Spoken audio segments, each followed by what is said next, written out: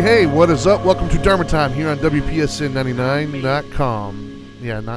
I had the picture on me. I had to let everybody know. Don't look at me. Okay. Look at him. Anyways, as I was saying, welcome to Dharma Time here on WPSN99.com. As always, I'm your host, the Dharma Guy, here with the Doop Doctor. What's up, man? All right, what's up, brother? How you doing? I'm doing well today, I think. We'll see. You think? I think so. I'm not sure. Well, I hope so, right? As opposed to not well? Yeah. Sure. That's one's horrible. Better than the other, I would say. As opposed to being horrible? Exactly. Anyways, so today's show was brought to you by a listener. I'm going to go ahead and throw her name out there, Marissa. Mm-hmm. We're going to be talking about boundaries today. However, before we get to boundaries, I want to remind everybody who's watching or who hears this that you can follow us on social media. That's at WPSN99. That is at the Dharma Guy, at the Dope Doctor. And while you're at it, go ahead and follow at Now Matters More.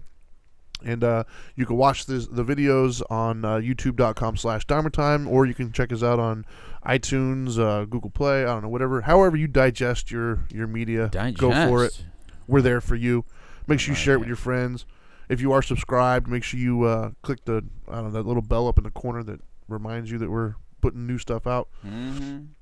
And then as far as sponsorships and stuff concerned, the main one we want to make sure we remind everybody about, and I'm gonna go ahead and take a second here if you don't mind, actually. You do whatever you got to do. I'm gonna take a second. We're all there's a lot of stuff happening out there in the world right now, and there's a lot of things happening with the opioids and whatnot. And I think that some people are guilty of kind of just looking the other way or just not thinking you know somebody. Yeah. Let me be the first to tell you, you know somebody. You know somebody struggling with the disease of addiction. It could be a friend. It could be a family member, a neighbor. It doesn't matter. And it doesn't have to be opioids, man. There's alcoholism. There's cocaine. There's methamphetamines. Yeah, I did. My point is, you know somebody. You know somebody that's struggling. So instead of making fun of that person or instead of turning the other way and just thinking it's not your problem, whatever, slide them our number. 833 Now Matters. That's right. That's 833 Now Matters. Or have them go to our website, nowmattersmore.org, and they can fill out an application, and we will help them. We will help them find wherever they need to go to get them out through this disease and kind of start their new life, because recovery is possible, people. I've seen it with my own eyes. I work with a dude on a daily basis who's in the middle of it himself. Well, actually, what do I call it, the middle? I don't know. Even 30 years. Do you call me in the middle? I'm in the middle? I don't know. Is it the middle? I'm average about a lot of things, but not this one. Yeah. Not in the middle of this one. But anyways, in remission. My whole point is write the number down. Tell your friends. Tell your family. You know somebody, or you're going to come across somebody. You work with somebody who is struggling, who's got a family member that's struggling. And when they're in the middle of that, they're not going to know who to call. They're going to freak out. They're going to be like, what do I do? How do I help this person? Or how do I get help? Yep. I don't know what to do. I don't know who to call. 833 Now Matters is the number you're supposed to call. So, anyways. Exactly. Let me get off my little pulpit here. I like that. I just want to take a minute. I didn't want to just gloss over the number today. I wanted to actually put some oomph behind the number. Yeah. I want to remind people that we're not just saying the number because we're bored, but there's a reason behind all that. We actually help people every day. Right. So anyways, I digress. So what is that digress thing anyway? I don't know. I digress. What does that mean? I guess I was moving on to a different topic. So just say let's move on. It sounds more sexy to say I digress. Does it really? To me, it sounds like you're going backwards. And that's all that matters. All right, well, as long as you feel sexy. Must be like the glasses and the look that you have going on today. The black T-shirt, the glasses on the head. I'm in the beach, so I got the beach vibe. You trimmed your beard up. I did. Maybe you're just in a sexy mood. You know what? Maybe I am. You know what? Let me watch my boundaries.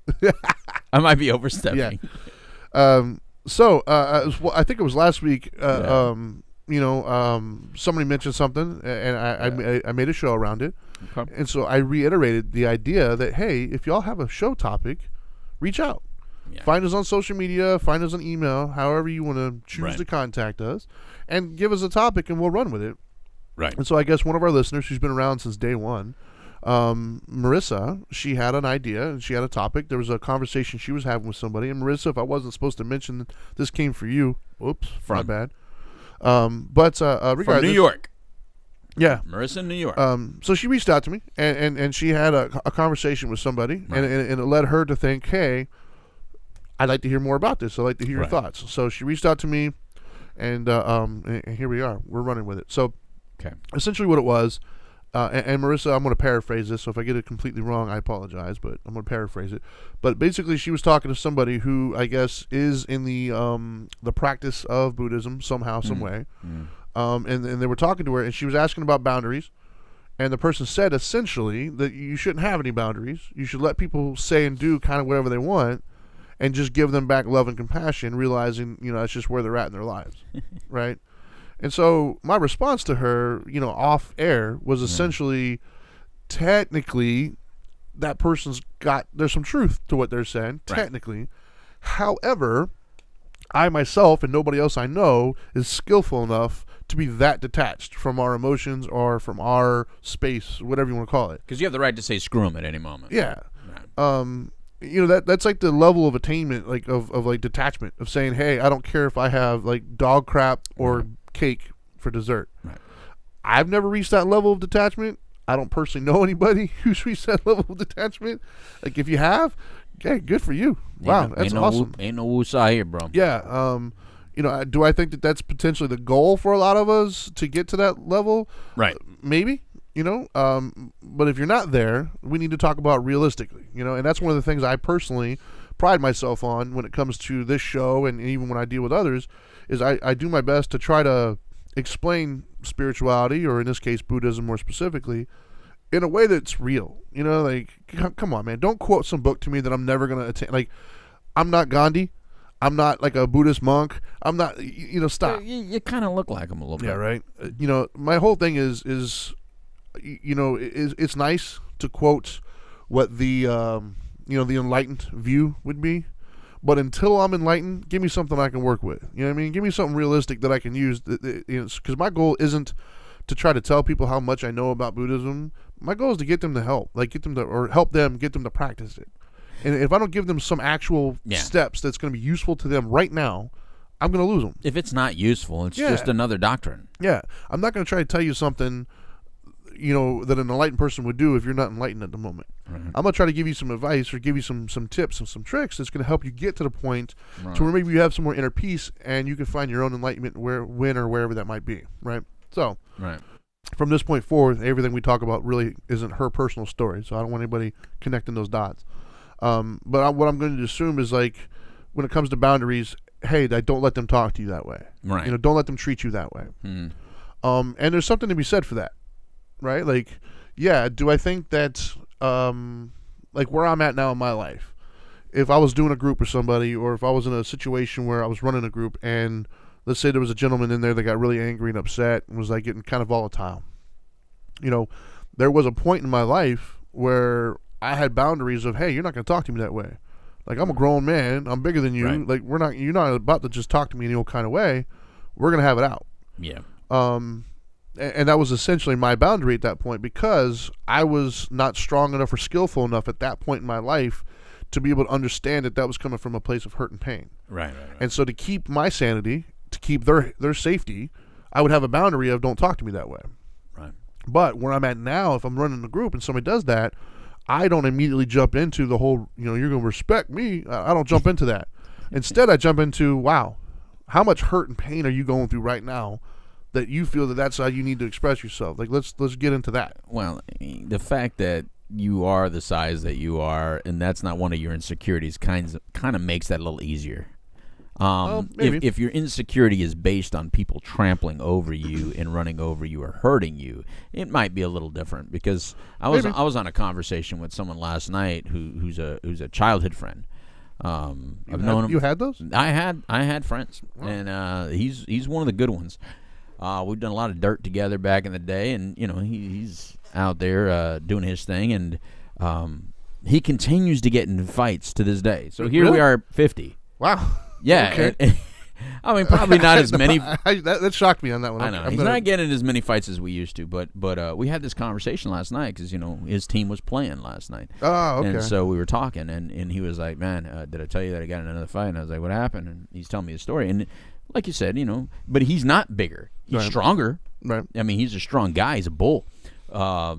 He's like Sammy the Bull. He's got that build, right? And so a guy, started talking smack to him at a truck stop, and he told the guy stop. He tried to stop it. First, he did all the stuff that he's skillful enough to do. Right. But what he's not skillful to do is once the person starts mimicking him and kind of using that P word right a little bit easy, sure. you know what I mean, and kind of treating them like that. Sure, just calling them. Those are fighting words, basically. Fighting words. So he got out of the truck, and he's like, look.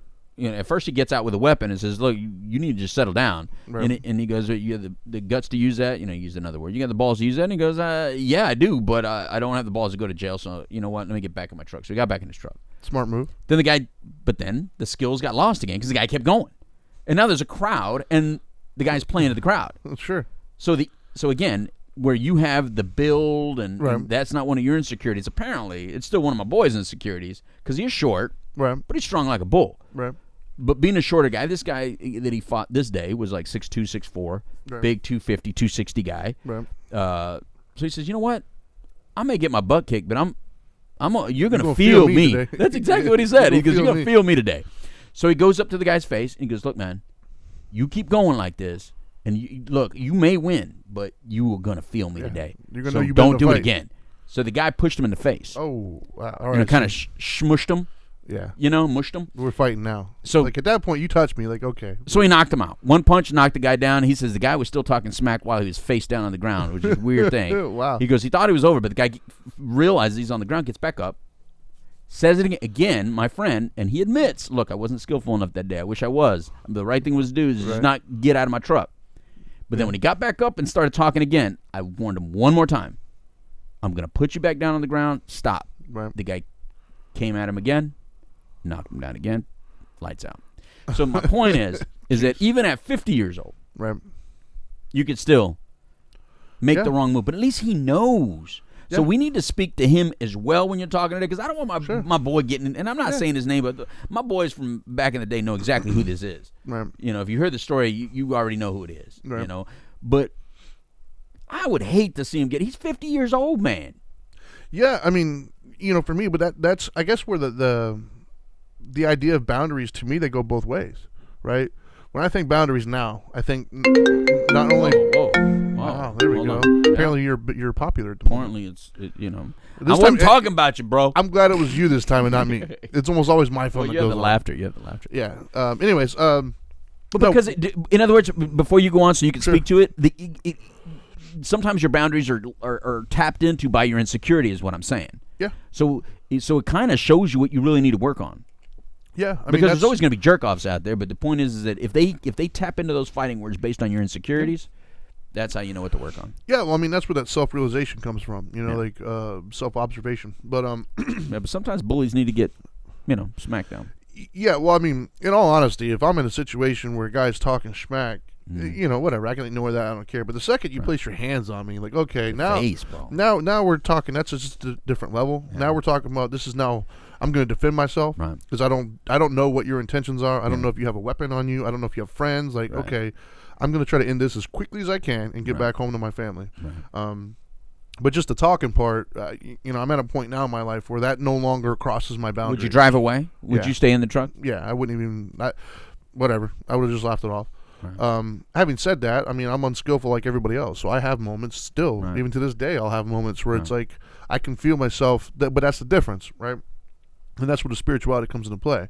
To me, it's more spirituality and less boundaries, in the sense of when I do feel that a perceived boundary of mine is crossed, I'll start to feel like I'm going to react. Right. But now where I'm at with my spiritual practice, I'll catch myself in the middle of it. I'll know exactly what I'm doing while I'm doing it, and I'll say, I'll stop. I don't want to, because the ego part of me wants to run with it, be like, but then I'll stop. Man, you're lucky I'm trying to be this individual. This is the path that I'm on. Otherwise, this would go a whole different way. But is that your work on boundaries or acceptance? Because both. Okay. Both. What boundary was more difficult for you to deal with? The respect boundary. That was probably my worst one because, as we've discussed openly on here before, I had a lot of issues with power growing up. And so for me, and I think a lot of males go through this as well. I can't speak from the female's perspective, but from the male's perspective, this idea of respect, this weird entity that none of us can define, specifically, but we all agree it's there, is this idea of this concept of respect and what that means.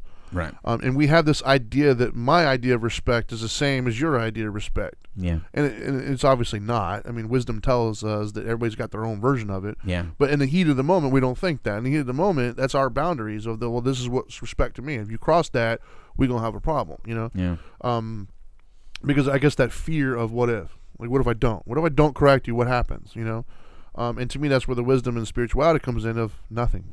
Like, nothing actually happens. Right. But in that moment, we get caught up in it, and our ego's telling us, hey, you got to correct this. Right. Like in that situation you're talking about, the fear of being viewed as less than or viewed as whatever, and what's going to happen from that caused him to get outside of himself and do some stuff that he knew he probably shouldn't be doing. Right. But the wisdom which should come into play at some point is like, who cares? Like, none of these people matter. It doesn't mean that I am, and that takes work. Obviously, it's easier said than done. You would think after all the people that he's knocked out, he would just feel confident that, look, I know I can get out there and knock him out. Right. So why, Well, somebody like that, it sounds to me like I would have the same conversation about power with them. What I would say to that person if they were a friend of mine, I'd be like, look, man, you want to show some true power, then don't let them dictate to you what your next move is. Exactly. Because at the end of the day, you let them decide, basically. You let them lure you into that. They controlled that entire situation. Right. Yeah, you knocked them out. Great. But you followed the movie pattern. You followed the entire path that they laid out for you. Mm-hmm. They decided what path you walked down on. Yeah, you quote unquote won, but if you did exactly what they wanted to do, then I think they won, Right. And so to me, that's the approach I would take. Is to be like, look, man, you lost. Well, no, I didn't. I knocked him out. No, you lost. Well, hopefully he's watching, or at least he'll watch it at some point. Sure. But no, I mean, so to me, when I think boundaries, though, I think of two different things. I think of, for others and for me. I think people are getting run over. Yeah. Because that's most of the time in my practice, in private practice when I would counsel people, for all those years, I think that most of the time when we talked about boundaries, it was about someone using you or taking advantage of imposing you. something on you. And then you kind of buying into it, thinking you're being nice or you're doing the right thing, and then feeling used again. So then your go-to in the end is, well, then I'm just not going to trust people anymore. I'm just not going to give anymore. I'm just not going to do that anymore. And instead of just putting some healthy boundaries up so that it doesn't dictate how you become or what you become. Yeah, well, it's a very delicate thing, right? I mean, I think there's a fine line between having the balance of a boundary and being treated a certain way, right, but also not trying to, I guess, interrupt somebody else's journey. Maybe I'll put it that way. And what I mean by that is essentially what Marissa's message to me was. Mm-hmm. It was if you're taking out the real component of things, right, and you're strictly looking at the philosophy, that person was right. Yeah. Because at the end of the day, like for instance, in your story there, mm-hmm. we're going to call, Bob and Joe, right? Bob is your friend. Joe's the guy who was running his mouth. Right. Right. So Roberto, my friend's Roberto then, because it's Bob. I'm not even going to try to. I'm messing with you. So anyways, so Bob in that situation, being yelled at or whatever by this Joe, realistically speaking, even though that might have been a boundary for him of saying, look, you're not going to disrespect me in front of all these people and try to belittle me and things of that nature and impose your will on me. Right. That might have been his boundary. However, it's obvious in that scenario that Joe is going through some things. Joe's dealing with something. Joe's got either, some trauma or some pain that's happened to him today, and he's not dealing with it well. Right. And he's looking for somebody to take it out on, or he's, whatever just happened, he's overreacting to the situation. Who knows? And in theory, from a Buddhist perspective or from a spiritual perspective, if we're talking about, skillfulness and trying to reach enlightenment, then what Bob's basically response could have been like, man, you know what? I'm sorry that dude's hurting. I'm not going to add to his hurt by giving him now another situation he's going to have to deal with. Right. I'm going to go ahead and just leave and let him be on his journey. That is the quote unquote spiritual goal that we're looking for in this philosophy to attain. And like I said, some are easier than others, and vice versa. But that's where I think that today what we should focus on is injecting the realness to it. Meaning, realistically speaking, we all are not at that level yet. We haven't all reached that level to where we can do the right thing. We would like to. In all cases, you mean? Because like we have more skills than others in Right. different areas. And so if that is a particular hot button for Bob, then that's something he's going to have to work on. You know what I mean? He has to be aware of that and work on that. Right.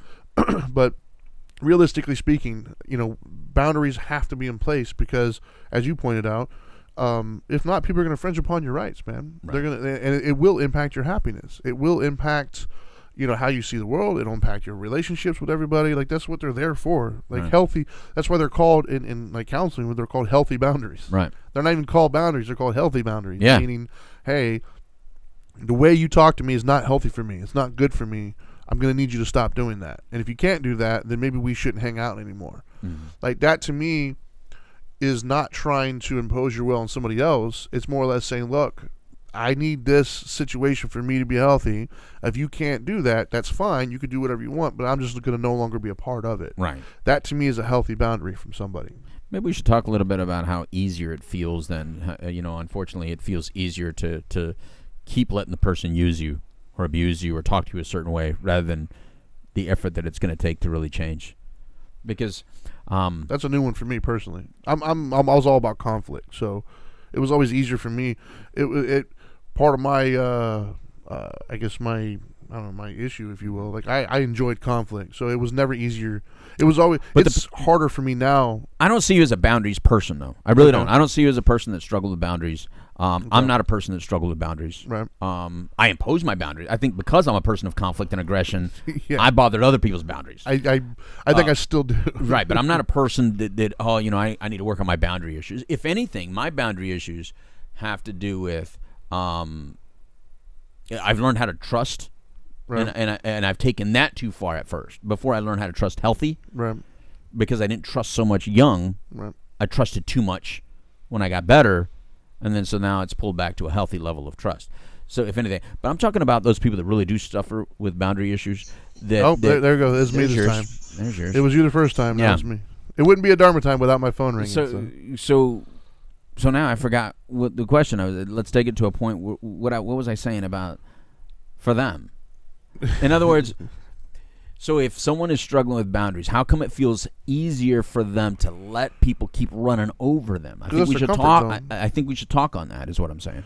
Yeah, I mean, I would say that's the comfort zone, right? I mean, that's the insecurity. That's the reason why you need that boundary in the first place is because it's tapping into that part of yourself that doesn't have the confidence, the belief in yourself.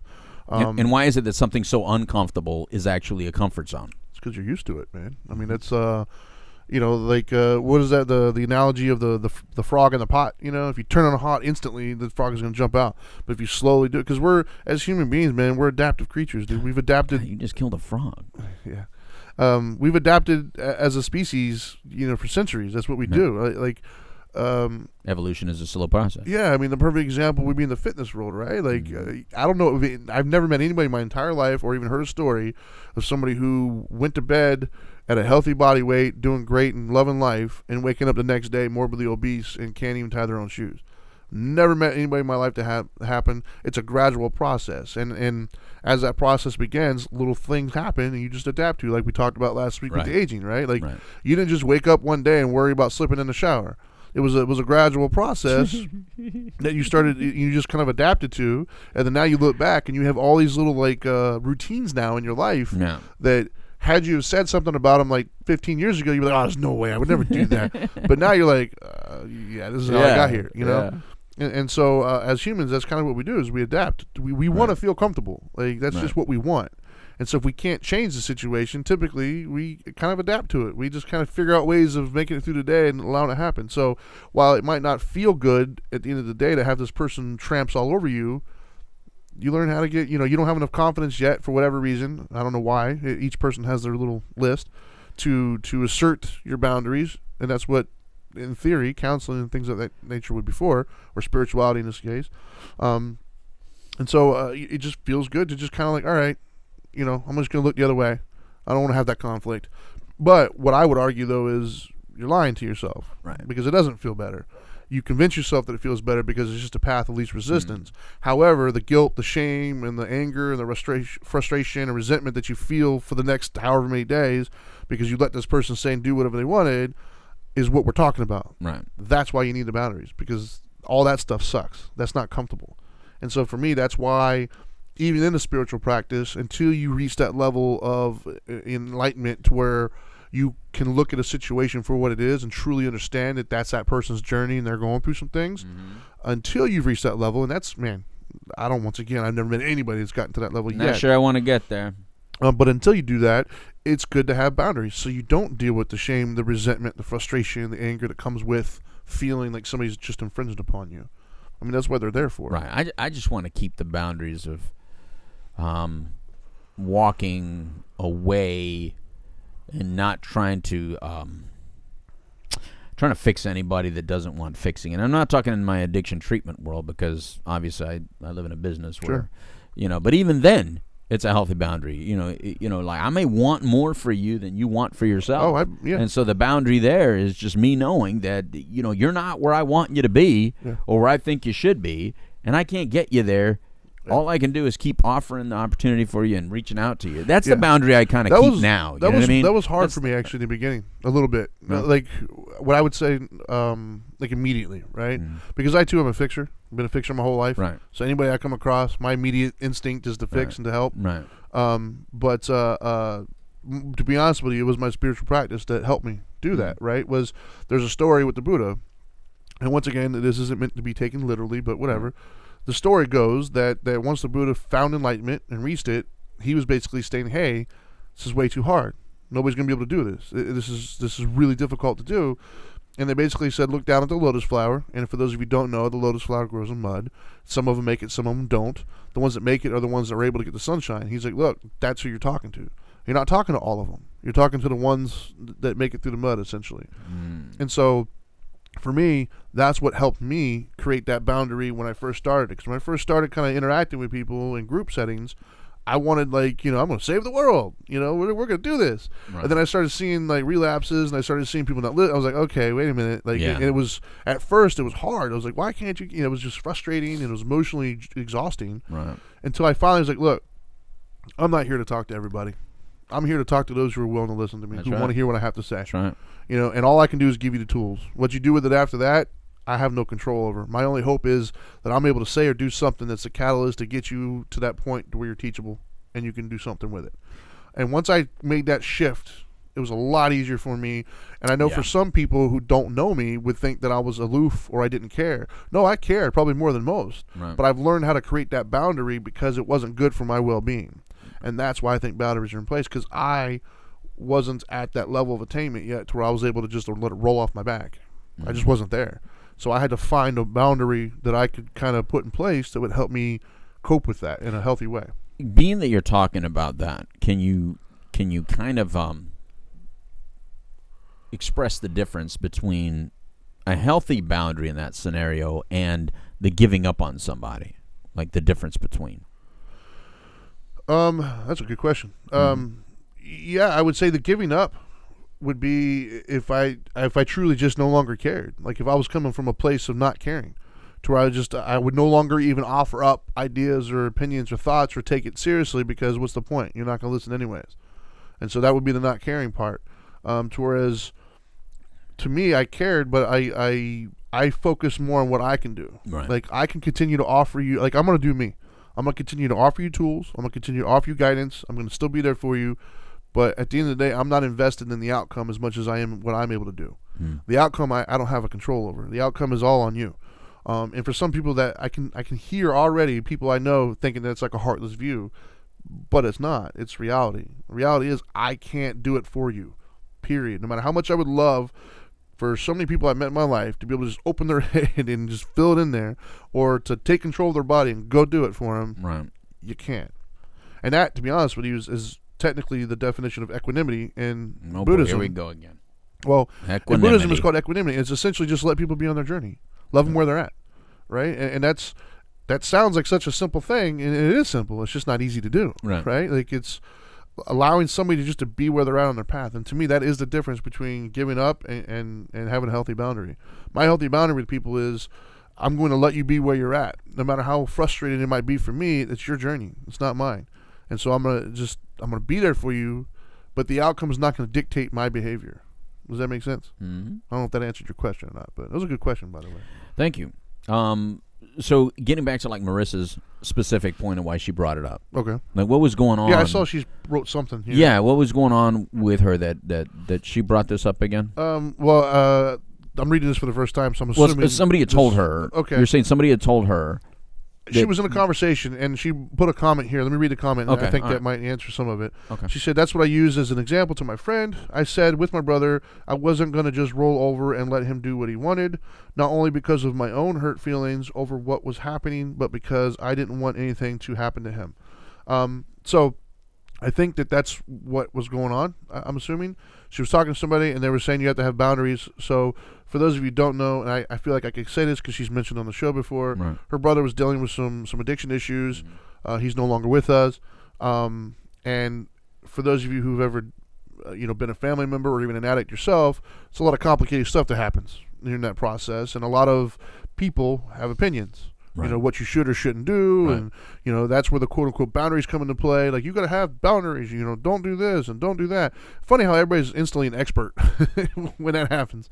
But regardless, and so I'm going to assume that's what she was asking, or the example that she brought up to this person, Right. to defend her need for boundaries or whatever. And yeah, I mean, I agree with her in the sense of that's your brother. Like, part of the boundary, and that's why I said earlier when we started the show, was when I think of boundaries, I think of two. I think of boundaries for you and boundaries for me. In other words, I'm going to have boundaries in place on how you interact with me for my own sense of being, Right. but also for your sense of being as well, your safety, whatever. Like, I'm not going to let you treat me in any kind of way because A, it's going to affect my inner peace, but also I don't like what it's going to do to us and your relationship and things of that nature. And so in her case, she has to have certain boundaries to feel like she's there for her brother, because he obviously wasn't thinking in his right mind if he's struggling with addiction. But also she had to have boundaries for her, Right. to where she doesn't feel like, to where it doesn't take so much out of her. Like, I'm thinking of my wife actually right now, right? I'll use her as an example because I feel more comfortable talking about her stuff than Marissa's at the moment. Yeah. Plus, your wife's not watching. Yeah. That's perfect. She'll never watch. She'll so we're never good. watch it. So I think of my wife, right? My wife has this thing where she's just a big heart, man. She reminds me of Dana. I swear the two of them were like created in the same cloth. My wife, I'll come home and my wife will be putting like a bunch of toothpaste and stuff in bags. I'm like, what are you doing? She's creating bags to give the homeless people at stoplights and stuff. Like, That's awesome. like a bag of like toiletries and toothpaste and toothbrush, whatever. And so I'm thinking, of course, the protective husband that I am, my immediate thought is like, hey, like, maybe it's not such a great idea to go to some random, homeless person and give them a bag of toothpaste. Like, first of all, they might get angry because they want money. Well, they might get angry because they want money or something. Right. I've seen numerous homeless people on the streets that aren't right mentally, and so being in their proximity is probably not the best idea because they might just snap or whatever. Like, Right. So, for me, I instantly start to think of boundaries of like, hey, you want to help, there's ways of helping. Like, we know people who have places that we can go, Right. we can help. There's other ways of doing it that also there's no way in hell my wife is going to follow. She's just not. That's just not who she is. And so I have to respect that, though, right? Like, my boundary of wanting to be the protective, but I also got to understand her boundary. She's not going to feel right if she drives by a homeless person knowing that she could give them something to make their day a little bit better. Right. She's just not going to feel right no matter what. Right. And if I made her do that, then her resentment's going to build towards me. Like, because that's just not who she's built as.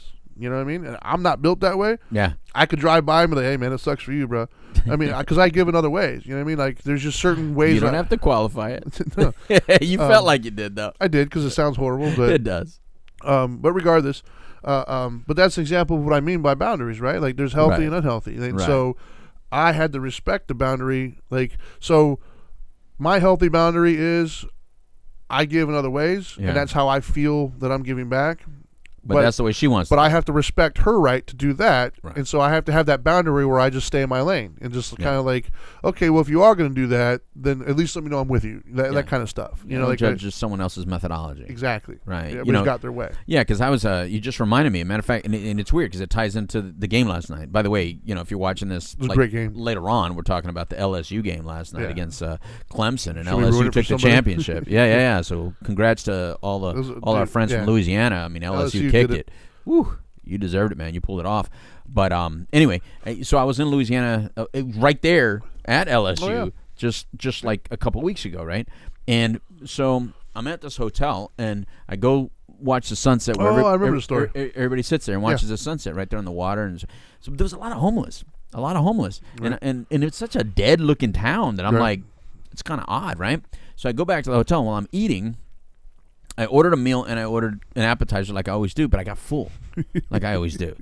But I'm going back into my room, so I have an entire meal, and I'm thinking. So I asked the guy, and I go, "Hey, I just saw some homeless people walk by," and I go, "Do you know any of that? Like, do you know that guy? Like, is that like a local homeless person?" He goes, "Oh yeah, that's like Eddie. You know, right. Eddie. Everybody knows Eddie." I said, "Do you think Eddie would want this food?"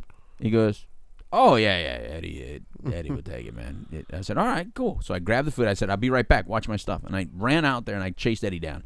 Now Eddie's walking ahead, and like now I notice that behind Eddie, about 10 or 15 paces behind him, is this pregnant female. So I'm thinking they're together, but I don't really know because he's like walking real fast and she's like struggling to keep up with him. Right. So I yell his name, Eddie. Shocked, flips around. Right. I go, "Eddie." I go, "Here you go." He goes, "Whoa." And I'm giving him the food, and I said, "Hey, the guy back at the restaurant told me your name, and I just wanted to give you this, man. It's a brand new meal." So he goes, "Hey, so, you know, my girlfriend," all of a sudden it's his girlfriend, right? She was walking 15 paces behind him. He was like ignoring her, right? So he goes, "My girlfriend needs a place to stay. You can see that she's pregnant, and I need $28 to stay at the at the shelter. So can you give us $28? I'm thinking, "Look, Eddie," I said, "here's the food. That's all I got. Yeah. You know, as far as money, I'm not going to do that." I said, "But here's the food, and there's enough there for both of you to share. So have a great night." Right. And I walked back to the thing. So I was telling the guy, I said, "This is what Eddie asked for." He goes, "Yep, that's Eddie." He goes, "You give him one thing, he wants something else." My point is that some people, they can't help but try to violate a boundary. Yeah. Not based on that he wanted to be malicious or anything like that, but there's an open door, so it's like, well, then how far can I walk in this door? So sometimes you have to know, even though you're in giving, don't let it disturb you. Like, I'm not going to let it disturb me that Eddie wanted more and didn't act grateful for what I was giving him. Sure. It's just, I understand the mental disorders that go along with some of the homelessness, and how can you not ask for more? Because some people will probably say, "Well, I got 5 or 10. Yeah. Right. Well, not only that, but you know, the other I guess half of that is you had a boundary in place too of like there's only so far I'm going to go. Right, that's what I'm saying. So I had my healthy boundaries in place based on I knew I was doing the right thing. Yeah. But I think some people at that point would then feel like, "Oh man, I felt bad that I didn't give more." That would be my wife. Yeah, no, because I gave what I felt comfortable giving. Yeah. Yeah, and to me, that I think that is the purpose of boundaries. Like, boundaries aren't necessarily to infringe upon somebody else's journey in life.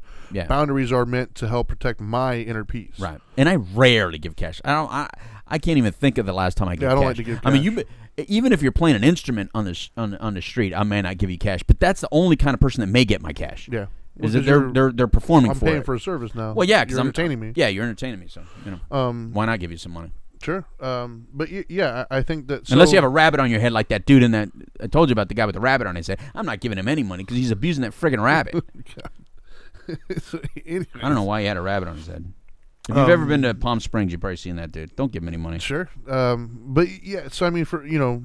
So boundaries, it's like a...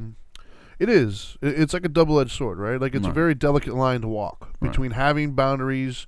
you know, for your inner peace and stuff, and then trying to also dictate somebody else's journey. It's an art form, I think, right? And learning how to do that. But I think at the end of the day, as long as your intent and your focus is coming from, look, I need to try to maintain my inner peace. I'm not trying to infringe upon your journey at all. Then I think a lot of the boundaries that we're going to have are going to be more useful to us as opposed to hurtful for somebody else. Right. But I think a lot of people are trying to judge other people's boundaries these days. You know, I think more than ever, maybe it's just the time that we're living in. Maybe it's just my age and awareness level. I don't know. But it feels like I hear more conversations about someone judging someone else's boundaries, rules, methods, anything. Yeah, I mean, I'm guilty of it, too, because I'd agree. I call them snowflakes, so I'm guilty of it. I'm saying it. Well, to me, I think that's, once again, I have a problem with boundaries. Right. Whether it be yours or mine or anybody else's, right? Once it starts to infringe upon somebody else's right to be on their journey, right? That's when I start to kind of question are your boundaries really healthy or not? Yeah. Are your boundaries coming from a place of protecting your inner peace, or are your boundaries now coming from a place of trying to get power over others, or Right. once again, infringement upon somebody Right. else's journey? And so, like, I'm trying to think of an example of a not cool boundary, I guess, or like what you and I were talking about earlier. Might as well go ahead and go there. Okay. You and I were talking earlier about homosexuality and religion and all these other things, right? How there is a segment of the population who is oriented with a specific religion, Right. and maybe they've interpreted that religion's belief on homosexuality to be it's a sin or things of that nature. Right. That's their stance. Immoral. Yeah. Sure. Mm-hmm. But then this other person over here who identifies as homosexual, in their mind, that's the way they live their life. It's just it's who they are, whatever, right? And I don't have a problem with either one. I don't have a problem if you subscribe to a religion and your interpretation is that it's a sin or whatever. Yep. If that's the way you truly believe in your heart and that's kind of what your God tells you and that's how you go, I'm not going to infringe upon your right to interpret it that way. Correct. Because it's based on something so personal. And then for you, if you wake up and you just identify as homosexual and you have this longing for the same sex, go for it. Like, I'm not going to, fine. It doesn't bother me either way. Where I start to have a problem is when law is made to infringe upon either one of them to feel a certain kind of way. Correct. That's when I start to have an issue, because if we truly have separation of church and state, then why is this religious belief now impacting this person who might not subscribe to that particular religious belief? After all, that's how this country got started, religious persecution. We ran from it. Completely agree with that. And I think it's also each of the the way we view both sides and look at both sides with respect. Unfortunately, a lot of them don't. Correct. Because first of all, then names start getting thrown out. So anybody that would accuse somebody of, because of their religious beliefs, calling them like homophobic, I think that's the wrong way to approach it. You shouldn't call a religious person homophobic because of their religious beliefs. A religious belief is exactly what it is. Well, at the same time, you should not agreeing. Hmm? There's a difference between being afraid of somebody and not agreeing with somebody. Correct. You know what I mean? Correct. There's a big difference there. Correct. And if your doctrine says what it says, there's no it's wrong to poke fun at anyone's doctrine, man. I mean, I don't like if they just made it up in the back room and it just started. Yeah. Well, no, I'm not even doing that because I don't want John Travolta. He's here in Florida now. I don't want him coming to my house. But I would want John Travolta coming to my house. There's a landing strip right by, so you can come join us. But what I'm saying is when someone's religious beliefs or their upbringing beliefs, I don't want to impose on those things. You know what I mean? There's things that are very personal. Because you have healthy boundaries. And I think both sides, it's very personal to them. So, to a gay individual, their sexual, I don't even want to say preference, their just sexual being is personal. Yeah. Who they are sexually it's personal. Yeah. And so to a religious person, their thinking and their belief system is very personal. So for them to attack each other, it's just a losing battle both ways. Yeah. Neither one of you are going to win. Well, to me, and that's when your boundaries are no longer about your inner peace. Your boundaries have now turned into trying to infringe upon somebody else's journey. Right. And that's an example of unhealthy boundaries, right? Like, and those are the ones that I have a problem with. Right. Like, I have a problem when your boundaries are now infringing upon me or anybody else's right to be on their journey. Yeah. So Hollywood, don't poke fun of either one. Like Hollywood's never going to poke fun at gay people. As far as Maybe. No, that's not happening, brother. Not in Hollywood style, because let's just call it what it is. Hollywood is full of a lot of gay people, so they're not going to poke fun of themselves like that. They're gonna have fun with it, but they're not going to poke mean. But they do poke real mean fun. Like we were talking about The Boys. You got me watching the Boys show. Yes. That's on what is it on that? Amazon. Amazon. And they poked fun at the religious people, and I'm just saying that's a little. Let's not go there. You can't. We're making strides. Right, in the world, we're all saying let's all go out there and get healthy boundaries. Well, it's not healthy to then start poking fun and attacking someone else because you have a voice. Healthy boundaries is also knowing not to attack. Yeah, well, and that's why I said those are. I think my immediate thought with boundaries is it's for you and for me. Right. Like I have a healthy boundary to realize that I'm not going to allow you to mess with my inner peace. Yeah. But I also have boundaries to know I'm not going to mess with your inner peace. Like, I'm not going to poke at you, or I'm going to let you do what you do. And for me, and I think the same for you, that's the one I had to learn. I had to learn that don't affect other people's boundaries. Yes. I mean, and I still struggle with that at times, because I think sometimes, I don't intend to, but I think sometimes my sarcasm or my bluntness can come across to them as infringing on their boundaries. Not realize they don't know my intent. They're just listening to the words. Right. For those who truly know me, they know like whatever, he's just that dude. But and some people respect it and some people don't. And I tend to find myself gravitating towards the people who respect it and gravitating away from the people who don't. Well, I think the beautiful thing is that you and I are pretty much the same, and we both understand that we could be wrong. You know, that's my right doesn't mean I'm right. It's my right. Yeah. So it's my right to be wrong. Yeah. You know what I mean? So I may be wrong, and I apologize in advance if what I'm saying or doing is wrong. However, it feels so right to me that I'm doing it. Yeah. You know what I mean? Well, and so I want to respect mine as much as I want to respect yours. But it's healthy boundaries is respecting your belief system. You can't walk around this world living on everyone else's belief system. But also, don't get to a point where you feel like you've been picked on all your entire life or things went wrong for you all your life. So now you're just going to go out there and just be angry at everybody that has an opposing view. That's not healthy. That now you have become the bully, you have become wrong, and instead of learning healthy boundaries, all you did is learn how to use a gun. That's what really all you did, or weaponry. You two things came to mind when you had those. Okay. The first one was, man, I don't even know how it necessarily pertains. I might get off on a tangent. I hope not, but I always do. So it meant you hit it on the head, man. As I've gotten older, it's one of those things that's so much more important to me now than I ever thought it was. Mm-hmm. You could be wrong. Yeah. Like, dude, I cannot stand it when I deal with anybody out there who we're having an interaction and in their mind there is no room for error. Right. Their interpretation is and always has been and will be the top one. And that's your perspective and your interpretation. I think that gets so many people in so much trouble. Right. Stop. If you're listening, please have this boundary. Stop approaching life as if your way is the only way. Right.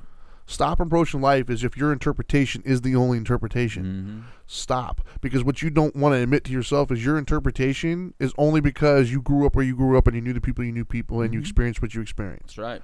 If you grew up in another country or if you grew up in another area with other people, your whole mindset would be different.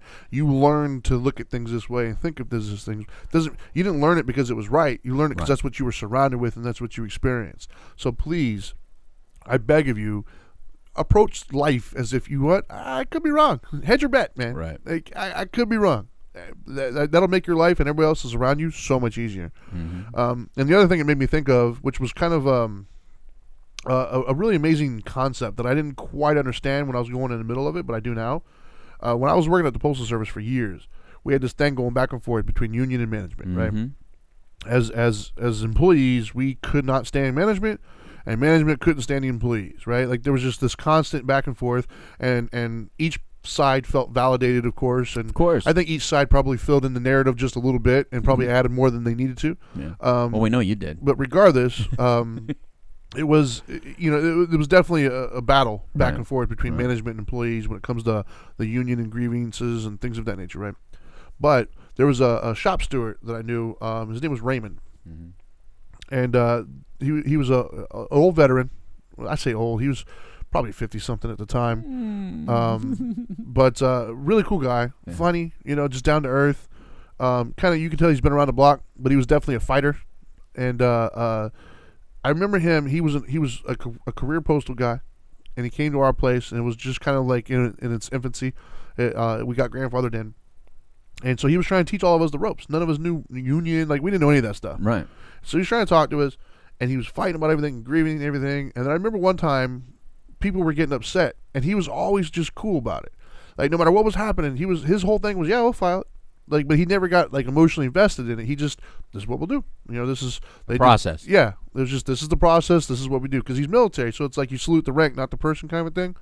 And so, but he said to me one time, he's like, look, man, he had this phrase that he would always say to people when they would start to get too hyped up about stuff. And once again, at the time, I was just like, okay, but now I get it. Management has the right to mismanage. Right. And I was like, you know what? That is the most beautiful phrase, because while we don't like what they're doing as employees, from that perspective, we look at the collective bargaining agreement, blah, blah, blah, blah. Right. They've got the right to mismanage. As long as they're not breaking or infringing upon any of these written contractual things, they can mismanage all they want. They can move somebody and make a bonehead move and do something really stupid that we don't agree with. Right. As long as it didn't break the rules, they have the right to just be a bad manager. Right. Let them do it. That's brilliant. Yeah. Right? Like, when I'm in life, like, somebody wants to be, rude or whatever, they have the right to just be rude. Like, in your situation with Bob and Joe, right? If Joe just wants to be, just a fool and yell at people, go ahead. Yep. You have the right to be that guy. Yep. You're the guy that now everybody's going to tell their friends, oh, this dude was in a parking lot yelling at somebody. If you want to be that guy, you have every right to do that. Right. I'm not going to infringe upon that. I'm, on the other hand, going to just drive away because I got other things in my life I'm worried about. But I'm going to go ahead and let you be that guy. You go right ahead. Will our wives agree that we're the guy that walks away? Like, if Angel were here right now, would she say you're the guy that walks away?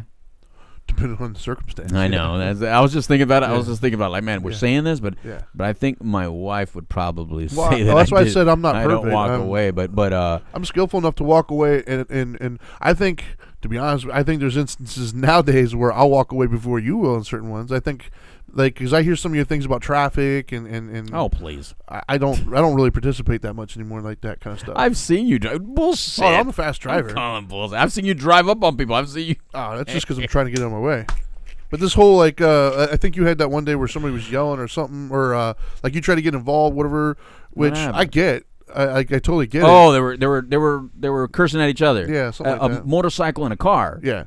Well, yeah, because but I wouldn't participate in that. He was going to die. I would let that play out. However, it's not my. I'm gonna stay in my lane. That car was going to kill that motorcycle guy, man. I had to intervene. But as far as walking away, or at least I felt like it.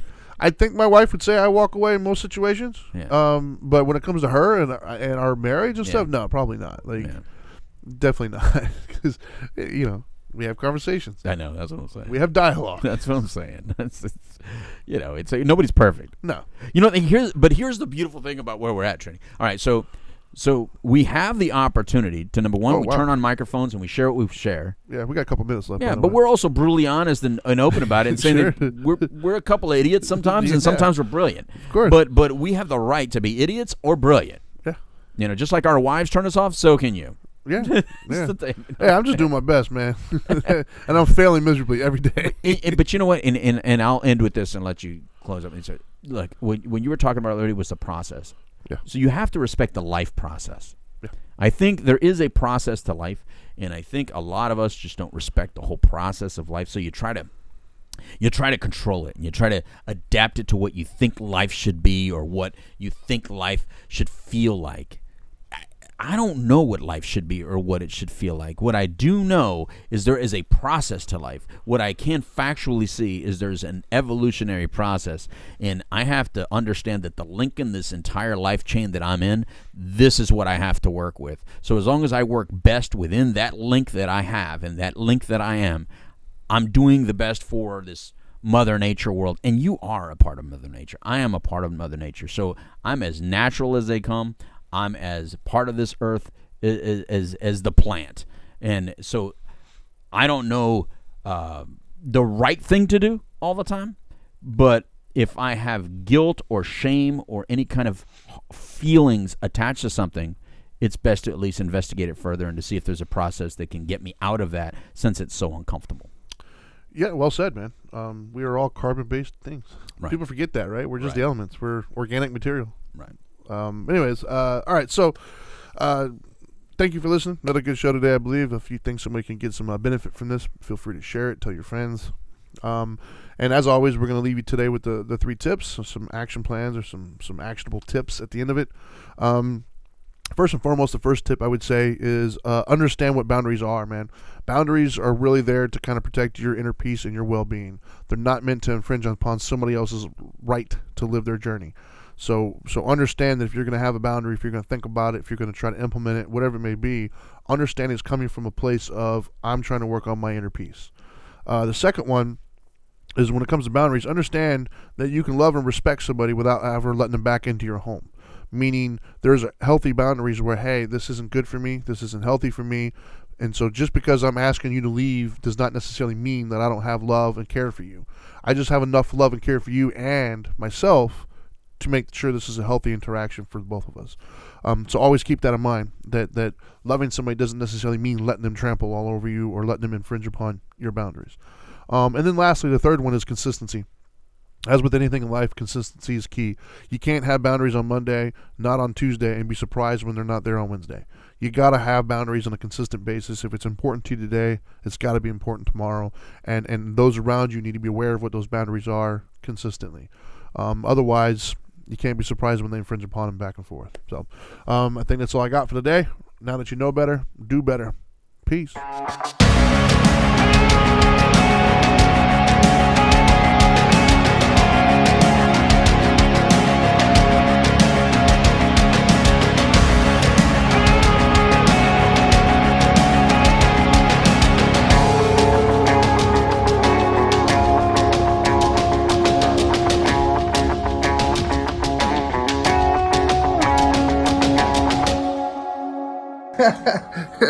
Are you still here? What are you doing?